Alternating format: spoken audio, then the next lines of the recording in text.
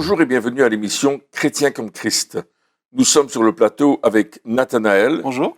Christine Bonjour. et moi-même. Dans l'émission précédente, nous avons partagé que Jésus guérissait les malades. Aujourd'hui, nous parlerons que Jésus ressuscite les morts. Je laisserai Christine nous lire un texte de l'évangile de Jean. Alors, à toi, Christine. Voilà, c'est dans l'évangile de Jean au chapitre 11 et on va retrouver Jésus près du tombeau de Lazare où Lazare est déjà mort depuis 4 jours. Et nous lisons à partir du verset 38. Jésus, de nouveau profondément indigné, se rendit au tombeau. C'était une grotte, une pierre fermait l'entrée. Jésus dit « Enlevez la pierre ». Marthe, la sœur du mort, lui dit « Seigneur, il sent déjà, car il y a 4 jours qu'il est là. » Jésus lui dit « Ne t'ai-je pas dit que si tu crois, tu verras la gloire de Dieu ?» Ils enlevèrent donc la pierre de l'endroit où le mort avait été déposé. Jésus leva alors les yeux et dit « Père, je te remercie de ce que tu m'as écouté. Pour ma part, je savais que tu m'écoutes toujours, mais j'ai parlé à cause de la foule qui m'entoure, afin qu'ils croient que c'est toi qui m'as envoyé. » Après avoir dit cela, il cria d'une voix forte « Lazare, sors !» Et le mort sortit, les pieds et les mains attachés par des bandelettes et le visage enveloppé d'un linge. Jésus leur dit « Détachez-le et laissez-le aller. » C'est extraordinaire ce passage où on voit que Jésus va ressusciter un homme qui est mort depuis 4 jours déjà. Et donc on ne peut pas dire que oui, la vie était encore en lui, etc. C'est vraiment une résurrection. Et à la voix de Jésus, le mort non seulement ressuscite, mais il sort. Même s'il est encore enrobé de bandelettes, il arrive à sortir du tombeau. Et Jésus est vraiment la résurrection et la vie. Ah, c'est extraordinaire de voir ça. Et en même temps, comme on a vu dans l'émission précédente que Jésus guérissait les malades et puis il nous appelle, nous, à faire la même chose, est-ce que ça veut dire que aussi, au niveau de la résurrection des morts, c'est ce qu'on doit faire? Eh bien, moi j'ai un récit à vous raconter. Il y a quelques années, alors que je conduisais la louange dans l'église, un dimanche matin, j'avais ma guitare, je chantais « Car ta bonté vaut mieux que la vie ». Et à ce moment-là, c'était juste la première strophe du premier verset du chant, et quelqu'un était debout derrière une dame, et elle pointait le doigt et disait « Elle est morte ». Et là, je suis resté bien sûr surpris, interloqué. Qu'est-ce qu'il faut faire? Le pasteur n'était pas présent. On avait un invité qui allait parler ce jour-là, un frère qui venait des États-Unis. Et je me suis dit, Seigneur, pourquoi tu me fais une chose pareille à moi? Je suis tout seul, là, qu'est-ce qu'il faut faire? Prendre des cours de chant.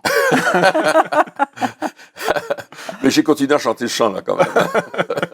Et j'ai donc averti l'Assemblée que notre sœur, là, eh bien, elle était morte.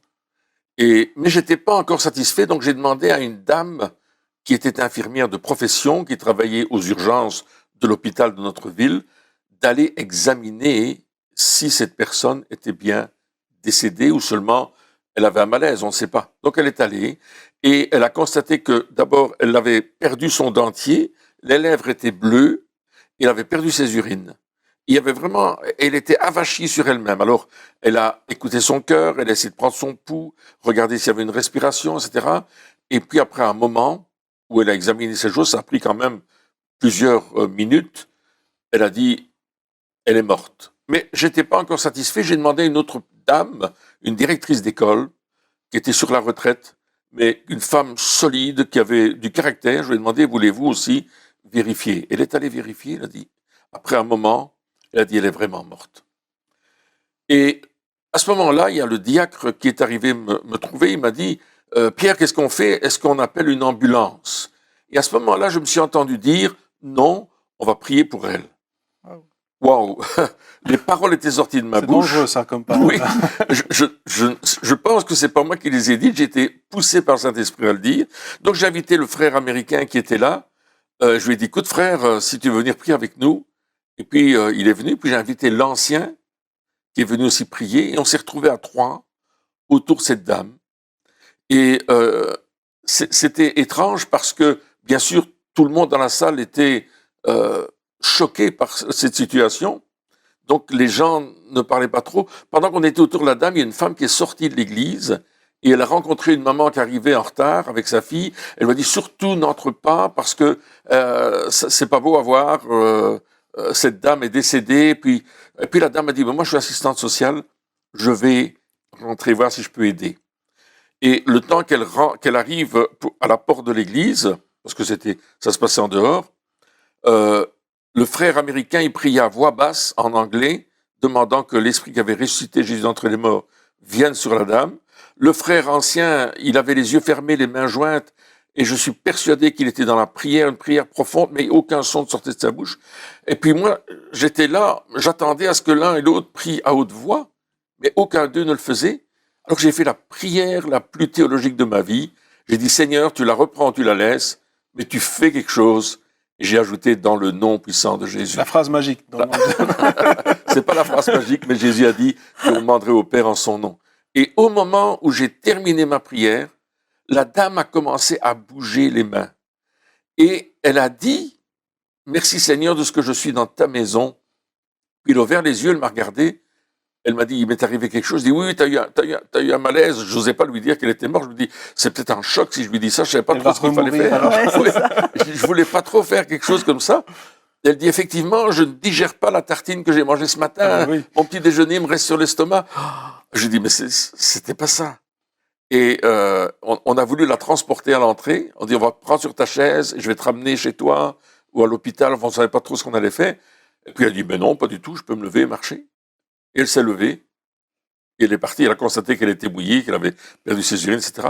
Et puis elle nous a raconté, quelque temps plus tard, qu'elle s'était trouvée au ciel, en présence de Jésus. C'était une sœur âgée, mais qui était une femme de prière, une femme d'intercession et une excellente évangéliste. Elle partageait l'évangile à tout le monde dans son quartier. Quand elle allait à l'arrêt du bus, elle parlait tout le temps de Jésus. Et Dieu lui a donné encore 10 ans de vie dans la présence du Seigneur. Et on a vraiment vécu cette résurrection. Jésus le fait encore aujourd'hui. Ça, c'est une résurrection qu'on a vécue. On en a vécu d'autres. Bien sûr, Dieu continue, il est le même hier, aujourd'hui, éternellement. Et c'est lui qui ressuscite les morts. C'est lui qui l'a fait. C'est pas nous. On était vraiment incapables de faire quoi que ce soit. La seule chose qu'on a été capable de faire, c'était de prier pour cette dame et de croire Dieu pour un miracle. J'aimerais rajouter quelque chose. Il y avait justement ce jour-là une autre dame dans l'église qui venait exceptionnellement. Elle habitait à plusieurs centaines de kilomètres de chez nous. Et elle avait dit au Seigneur, c'était la veille ou le matin, elle dit, Seigneur, oui, je crois que tu guéris les malades aujourd'hui, mais je n'arrive pas à croire que tu ressuscites encore les morts. Et ce matin-là, elle était là et elle a vu de ses yeux Dieu qui ressuscite les morts. C'était vraiment extraordinaire, comme si c'était aussi comme un témoignage, une marque que Dieu dit, mais oui, je suis toujours le même, hier, aujourd'hui, éternellement, pour faire ces choses. Je n'ai pas changé. Ah, c'est super. Et on voit donc que oui, il y a des résurrections encore aujourd'hui. On voit aussi que il y a des résurrections dans des grosses réunions qui font venir en tout cas du monde pour le salut, pour l'appel au salut. Et c'est vrai que c'est quand même un signe, au-delà de tous les miracles que l'on peut voir, la résurrection, c'est quand même un signe extraordinaire. La question que je me pose alors, c'est est-ce que ça veut dire que on doit ressusciter tout ce qui bouge, ou qui bouge plus plutôt, hein, est-ce qu'on doit aller dans les morgues ou dans les cimetières pour essayer de ressusciter tout le monde? C'est pas ce que Jésus nous a dit. Il a dit d'annoncer le royaume de Dieu, de ressusciter les morts, de purifier les lépreux, etc. Ce qu'on a vu précédemment. Et ça, c'est quelque chose d'intéressant. Mais Dieu va se servir de ce moyen-là pour toucher beaucoup de personnes.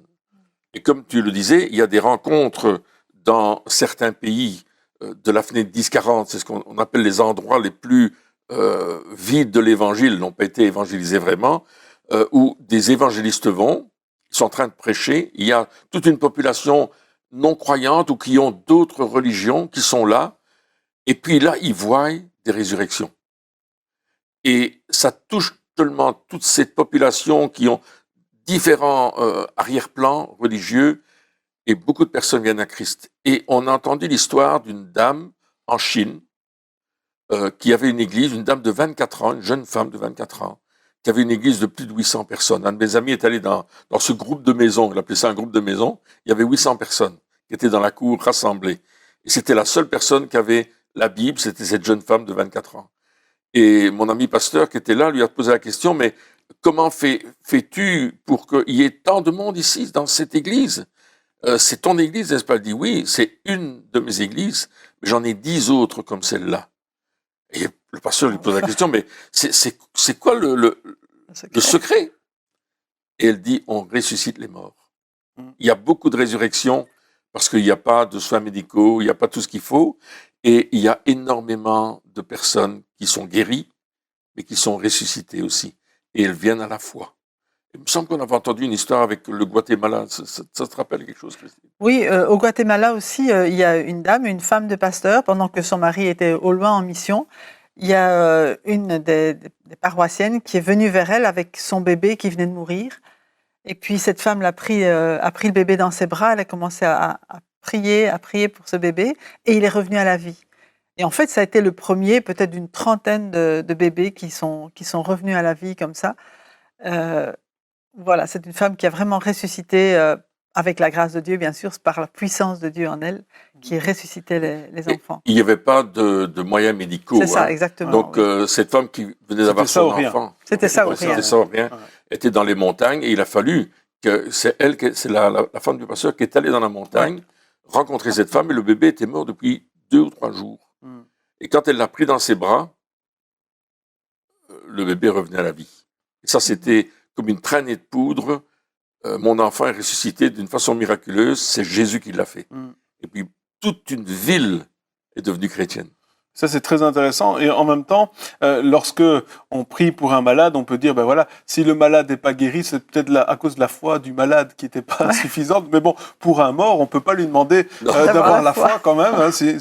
Et si je comprends bien, et si je comprends bien ton histoire aussi, lorsque tu as prié pour cette dame, toi non plus, tu n'avais pas vraiment la foi que Dieu allait la ressusciter. Hein. C'était plutôt, bon, Seigneur, fais quelque chose, je sais pas quoi, on verra bien. Et puis, j'ai juste obéi. Oui, mais c'est ça. Et je pense que ce qu'il faut finalement, c'est l'audace. Ou oser le faire, ou oser dire les choses, enfin, oser obéir à Dieu lorsqu'il y a ce mandat pour une résurrection. C'est ça? La simple obéissance m'a fait voir ces choses. Et parfois, on se trouve devant des incompréhensions ou on se pose des questions. Qu'est-ce que je dois faire? Comment je dois faire? Parce que c'est jamais aussi évident. J'ai été appelé au chevet d'un monsieur qui était dans le coma depuis presque 1 mois et demi, hein, plus ou moins. Et sa famille m'a demandé d'aller parce qu'on allait le débrancher. Il était branché sur des machines. Et on avait déclaré qu'il était mort cérébral et qu'au cas où il reviendrait à la vie, ce sera un légume. Il faudrait le nourrir, etc. Il vivrait encore quelques temps, mais après il mourrait. C'était garanti d'après les médecins. Alors, je suis allé là-bas, j'ai accompagné la personne jusqu'à l'hôpital où se trouvait ce monsieur, et je suis rentré dans sa chambre, il fallait mettre des vêtements stériles, etc. Et puis, je me suis dit, wow, quand j'ai vu le monsieur sur le lit, là, c'était un squelette, la peau sur les os, et je me suis dit, mais Seigneur, qu'est-ce que je vais faire? Qu'est-ce que moi je peux faire pour lui? Et je me suis approché, j'ai simplement prié dans le nom de Jésus, j'ai demandé au Seigneur que l'esprit qui avait ressuscité Jésus d'entre les morts vienne sur lui, qui lui redonne la vie dans tout son corps, dans tout son être, esprit, âme et corps. Et il s'est rien passé. Absolument rien. Pas un cil. Le monsieur était les yeux fermés, il était mort cérébral. Il était considéré comme mort. Et les médecins avaient dit, plus d'espoir, c'est la fin des fins. Et je suis parti. Et quelques jours plus tard, alors que le médecin est dans la chambre, qu'il prend les paramètres, parce qu'ils vont le débrancher, le monsieur s'assied dans le lit et il parle au médecin. Tout à fait conscient, avec un langage tout à fait normal. Et le médecin, il n'en revient pas. Il est sorti en courant de la salle, il a appelé tout le monde, les infirmiers, les infirmières, les médecins sont venus voir le ressusciter, le gars qui était mort et qui devait débrancher et qui était encore vivant et qui commençait à parler et à parler correctement. Et lui, il croyait qu'il était là depuis 2 jours. Et en fait, c'était 51 jours, je pense, dans lequel il était dans le coma. Et puis, il était revenu à la vie. Mais il nous a raconté, il est venu me voir après, parce que moi, je ne le connaissais pas, ce monsieur-là. Il est venu me voir après et il m'a dit, quand tu es venu dans la pièce, je t'ai vu. Pourtant, il avait les yeux fermés, il était mort. Je veux dire, d'une certaine manière, c'est comme s'il dormait, admettons. Hein. Et il m'a vu tel que j'étais et il m'a décrit comme j'étais et comment j'étais habillé. Et la dame, sa cousine qui était avec moi, il l'a décrit de la même façon, d'une façon extraordinaire. Et on voit le surnaturel de Dieu qui rentre dans des dimensions qui nous dépassent de loin. Et moi, je me suis dit, mais gloire à Dieu parce que Jésus l'a ressuscité. Ouais. C'était une simple obéissance. J'ai cru que Dieu allait faire quelque chose, mais je ne savais pas quoi, ni comment, ni quand. En fait, ce qu'on voit, c'est que Dieu prend l'initiative quelque part. Ouais. Il nous donne de faire des choses parce que nous sommes son corps.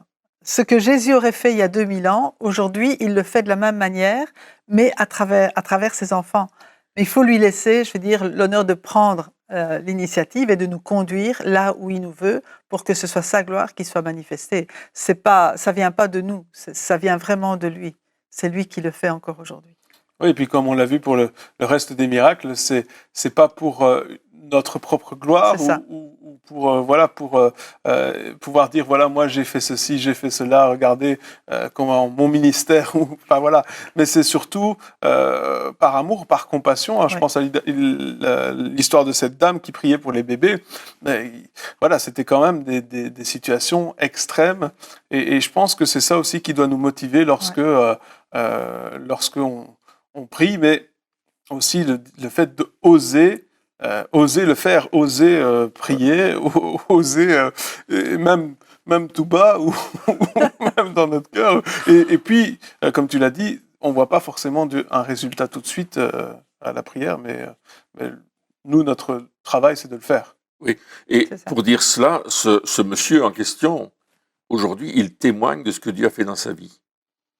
Et il va un peu partout dans le monde pour dire, moi j'étais mort et puis voilà, je suis revenu à la vie. Et il y a des médecins qui ont attesté son témoignage, et surtout les médecins qui étaient proches de lui, là, lorsqu'il était dans le coma, ont attesté effectivement que tout ce qu'il raconte est vrai.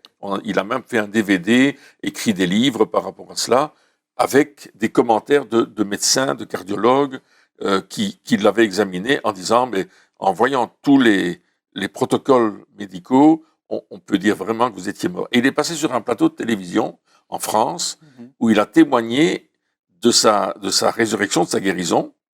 Et les gens qui l'examinaient là, parce qu'il y avait des médecins, se sont dit, monsieur, vous êtes vraiment un miraculé. C'est vraiment un miracle. On ne peut pas dire autrement. C'est un miracle. Ouais, donc il y a des preuves. Oui, il y a des preuves. Parce que c'est vrai que, surtout en ce qui concerne la guérison et peut-être même la résurrection, des fois, on entend des histoires qui sont pas forcément vraies. Hein. Il y a encore quelque temps, il y avait une histoire qui circulait d'une soi-disant résurrection qui n'en était pas une. Et donc, je pense que c'est important d'avoir aussi des preuves de ce que Dieu fait et pas juste vouloir exagérer les choses, parce que finalement, quand on veut exagérer les choses, quelqu'un a été guéri d'un mal de tête, par exemple, et on dit, ben non, il était aveugle et il voit, enfin, on exagère les choses. Finalement, c'est parce que on veut se glorifier soi-même ou on veut essayer de défendre Dieu mais Dieu n'a pas besoin qu'on le défende, Dieu n'a pas besoin qu'on lui fasse de la pub. Il est grand, et je pense que l'intégrité aussi, dans la guérison, dans la résurrection, ça doit être, à mon avis, quelque chose d'important. La vérité, c'est vraiment important. Et justement, le fait d'avoir le protocole médical avant et le protocole médical après, là, c'est vraiment une preuve que Dieu a agi et qu'il est à la base. Il y a cet homme, je ne sais pas si tu en as parlé, qui avait une tumeur derrière l'œil. Et puis, lorsqu'il est allé à l'opération, il est allé après la prière et après avoir donné sa vie au Seigneur. Et là, eh bien, les médecins n'ont plus trouvé la tumeur. Et quand on leur a demandé, mais est-ce que vous pouvez faire un papier comme quoi il y a eu guérison, ils ont écrit amélioration spontanée. Parce que parfois, d'une certaine manière, il y a des maladies, comme on a un ami qui avait un cancer, qui avait 5 cancers. Il est guéri depuis une trentaine d'années maintenant, et les médecins ne le déclarent toujours pas guéri. C'est comme s'il y avait une retenue en disant, mais si on dit qu'il est guéri et puis qu'à un certain moment il y a une récidive, ils ont peur des poursuites. Mais n'empêche qu'il n'y a plus de traces de cancer dans son corps. C'est assez amusant avec cet homme qui avait une tumeur derrière l'œil. En fait, il n'a pas demandé la prière pour être guéri de sa tumeur. Non. Il a demandé la prière pour qu'il puisse passer à travers l'opération et ne pas avoir peur de l'opération, car elle était vraiment une opération délicate où on allait lui enlever l'œil, gratter, enfin je ne sais pas trop ce qu'il m'avait expliqué à cette époque-là.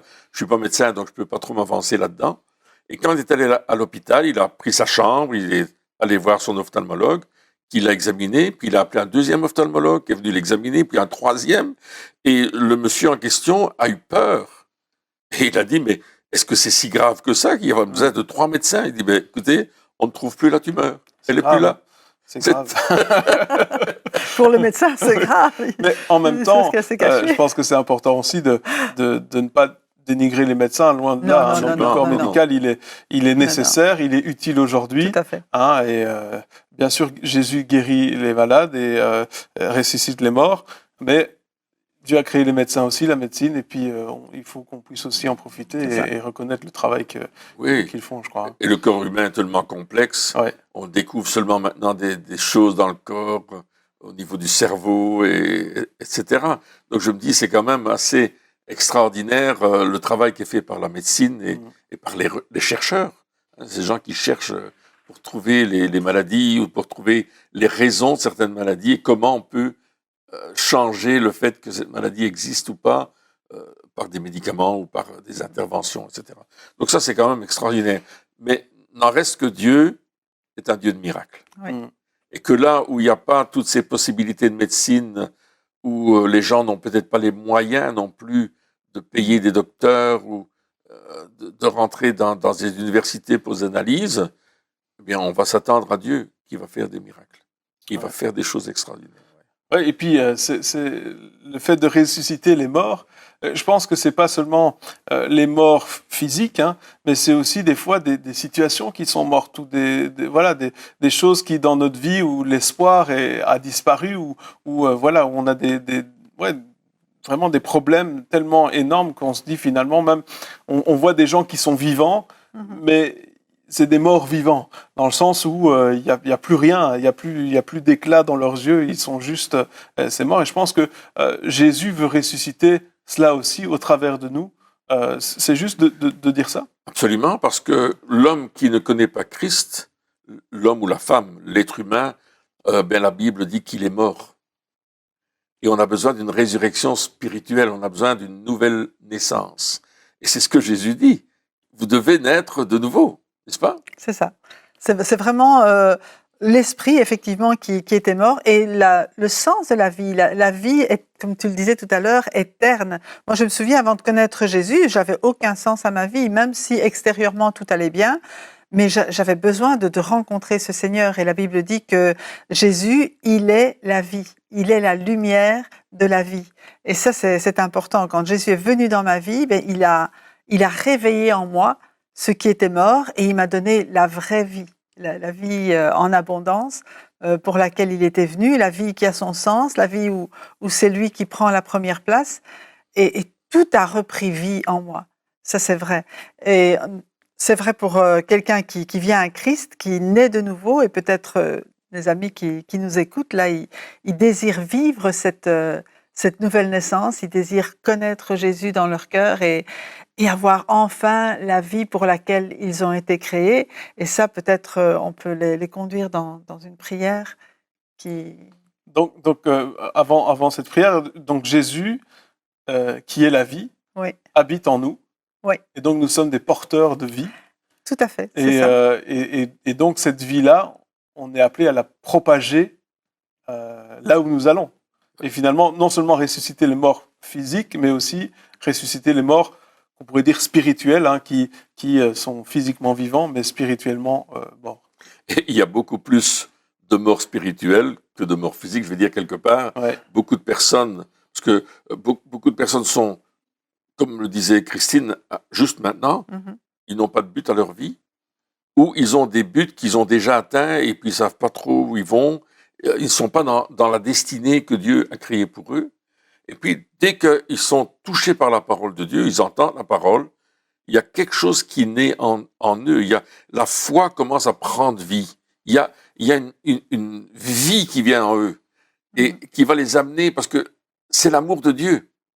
Dieu a tant aimé le monde qu'il a envoyé son Fils unique dans le monde, afin que si on croit en lui, on ne périsse point, mais qu'on ait la vie et la vie éternelle. Et il parle de la vie avec un grand V. Et Jésus dira, dans la résurrection de Lazare, il dira, je suis la résurrection et la vie. Amen. Celui qui croit en moi vivra quand même il serait mort. Il dit, mais la vie, elle va commencer avec Christ et elle va continuer au-delà de la mort. Et bien sûr, on va ressusciter les morts dans le nom de Jésus, comme il nous l'a demandé de faire, dans l'obéissance, là où Dieu va nous conduire de le faire. Mais il veut surtout que notre vie spirituelle en Christ soit ressuscitée et que nous soyons réconciliés avec Dieu. C'est vraiment ce que Dieu veut faire avec nous. Il veut nous réconcilier avec lui. Il suffit de dire, Seigneur, j'ai besoin de toi. J'ai besoin de cette vie. Je la veux. Et aujourd'hui, je viens à toi et je te demande de me mettre cette vie, de me donner cette vie maintenant et de me transformer. Vous pouvez faire cette prière à Jésus et lui dire simplement, j'ai besoin de toi, je veux te suivre, change-moi et conduis-moi dans ton chemin. C'est une prière toute simple. Oui, et comme ça, on deviendra chacun des porteurs de vie. Exactement. On va vraiment vivre vraiment. C'est ça. Et pas juste à moitié. Et Jésus a dit, celui qui croit en moi, des fleuves d'eau vive couleront de son sein. Donc, c'est pas seulement Pour recevoir la vie, mais Ouais. ça va couler parce que Jésus en nous est ce fleuve d'eau Et vive parce qui que coule. ce que Dieu nous donne, il veut qu'on le donne aussi. C'est ça, Amen. Oui. toujours. Oui. C'est pas juste pour nous, pour être bénis, mais c'est pour bénir les autres et c'est pour propager le message de Jésus tout autour de nous. C'est un tel message qu'on ne peut pas le garder pour soi. Je me souviens quand j'ai donné ma vie à Jésus, je voulais que tout le monde le sache autour de moi. Je dis, c'est un vrai trésor, je ne peux pas le garder, c'est trop. Et c'est pas une question de religion, c'est une question de relation avec Dieu. On commence à rentrer en relation avec lui. Il nous parle à travers la Bible, qui est sa parole, mais il nous parle aussi à travers son esprit qui est en nous et qui nous révèle des choses sur notre vie. Il remplit des besoins qu'on essaie de remplir d'une autre façon précédemment. Et là, tout d'un coup, on découvre que lui, il remplit ce besoin parce que il a compassion de nous. Jésus a toujours guéri les malades ou s'est toujours occupé des foules parce qu'il avait compassion. Cette compassion, elle est là. Elle est là au milieu de nous en tant que chrétiens. Amen. Nous avons compassion des personnes qui sont éloignées de Christ et nous aimerions les voir venir. C'est pour ça que nous aidons les gens. C'est pour ça que on essaye de répondre à leurs questions. C'est pour ça qu'on prie pour des personnes qui ont des besoins. Et tout simplement, on les confie à Dieu et on essaye de voir comment Dieu va agir et comment il veut agir dans leur vie. Eh bien, mes amis, merci de nous avoir suivis pour ces 5 premières émissions et on se retrouve la semaine prochaine. Merci et au revoir.